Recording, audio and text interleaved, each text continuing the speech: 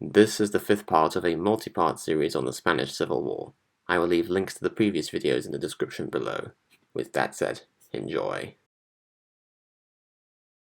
With the recent failure to take Madrid, Franco was starting to face scrutiny from everyone that surrounded him, not least the Falangist party. The Falange was the fascist organization whose ranks had grown to several 100,000 in the nationalist zone and now had a considerable influence over the political aspects of the place. The fact that there were members who were skeptical of their leader within the most powerful faction was not a good sign. This was all whilst the ultra-conservative and highly religious Carlist faction was fearful that they would not be allowed to be independent from the nationalist government, believing that they would be forced to compromise their ideals with more moderate elements amongst the nationalists. Political intrigue and disunity was abound, even within the ranks of these factions. Franco, however, was no dim bulb, and kept constantly alert to developments amongst the loosely bound alliance of nationalist parties. He had learned that while the Falange was strong, it lacked leadership, and what it stood for was not exactly clear. Indeed, it was even once remarked that the Falange was a party without a leader, and Franco a leader without a party. Action was needed when on the 16th of April a coup within the Falange occurred, resulting in street fighting in Salamanca. Seeing the opportunity, Franco decreed that the Falange be amalgamated with the Carlists as a traditionalist Spanish Falange, which would be under his direct orders. There was much protesting, but eventually everyone begrudgingly accepted the absolute rule of the caudillo. After all, whilst they may have had many disagreements with each other on matters of policy, they agreed on two things: communists needed to die, and Franco was their man, which was far more important. Meanwhile, things in the Republican zone weren't exactly as smooth. Largo Caballero was finding it increasingly difficult to control his communist followers whilst catering to the Soviet Union, who were making more political demands to the cause. Joseph Stalin was intent on creating a fully communist Spain, untainted by the opposing ideologies and dissidents. Agents of the Comintern and NKVD had long since set out to undermine the cause of moderates and influence the leaders there, threatening them if they did not comply with their plans. Given that Caballero was a leader who was becoming unreliable, they decided to write a series of slanderous articles about him in the communist press in late April, lambasting the once Lenin-like figure who was a hero of the communist cause as an enemy of the people. Interestingly enough, this may have been the inspiration for that George Orwell use of the concept of doublethink in his novel 1984, as he witnessed this event firsthand. This was all whilst the CNT, which were the anarchists, were being lambasted by the communists as well. Their cause was seen as counterproductive and therefore counter-revolutionary, and it was not long before anarchists and communists were clashing.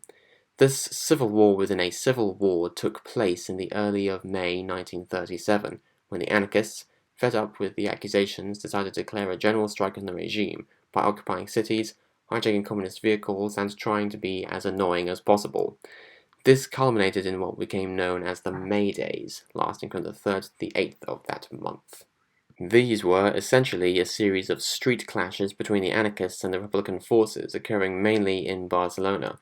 The government had to send over 5,000 assault guards to the city to restore order and crack some skulls, and by the 8th, the CNT had surrendered. This is the point where the public became increasingly authoritarian, labeling liberals and anarchists as Trotskyists, and any deviancy to be a danger to the revolution. Unable to deal with the pressure, Largo Caballero would resign as leader of the communists on the 17th of May. That same day, the esteemed Juan Negrin formed a new Republican government which was more compliant with the Stalinists. Negrin was born upper middle class and excelled in his studies as a doctor.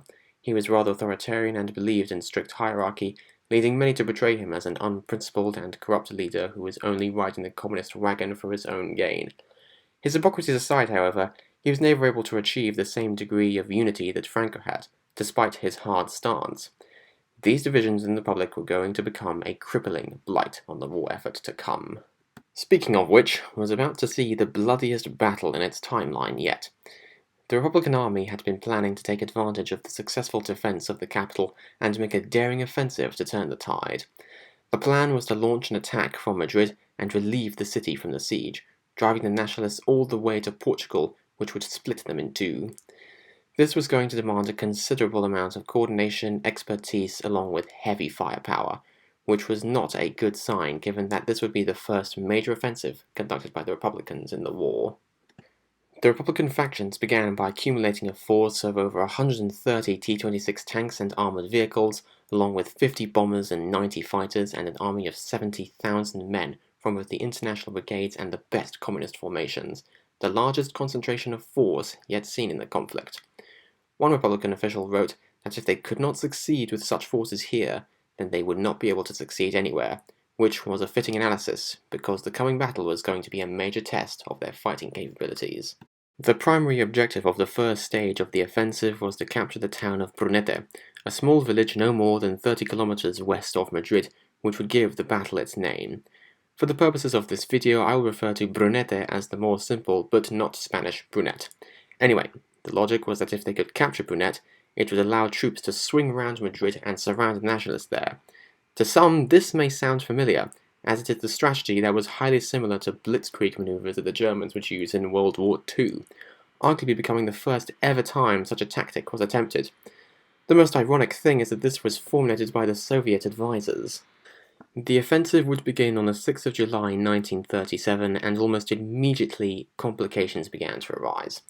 The nationalist resistance was far more fierce than expected, slowing down the advance.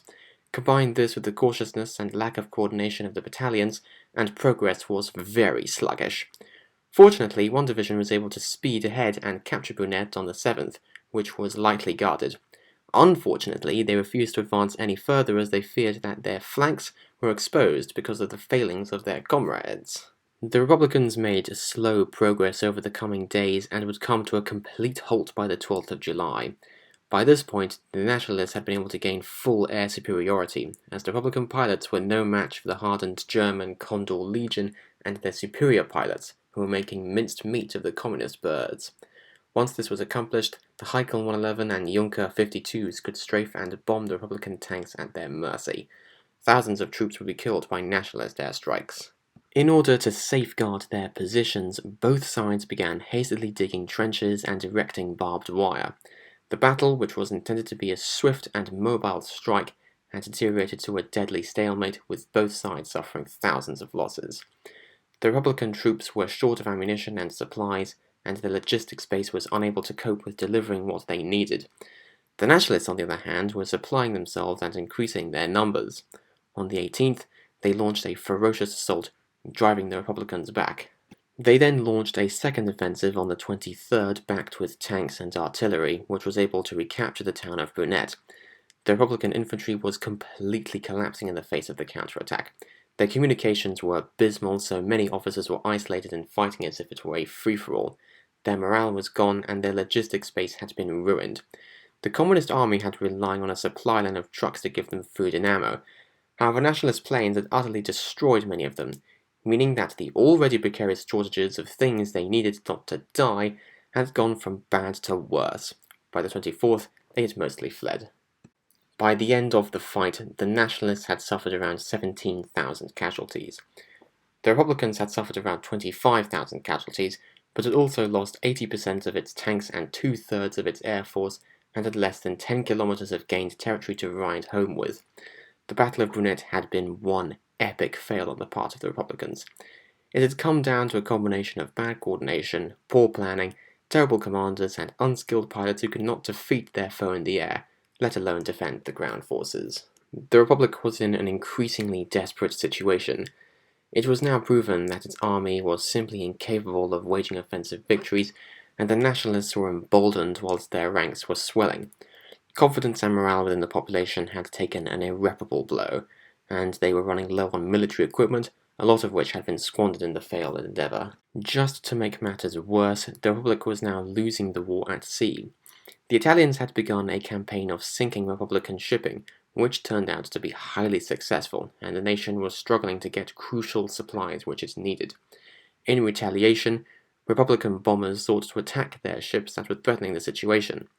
Angered at this, Hitler and Mussolini withdrew from the non-intervention agreement and were now brazenly supporting the Nationalists by giving them all that they requested.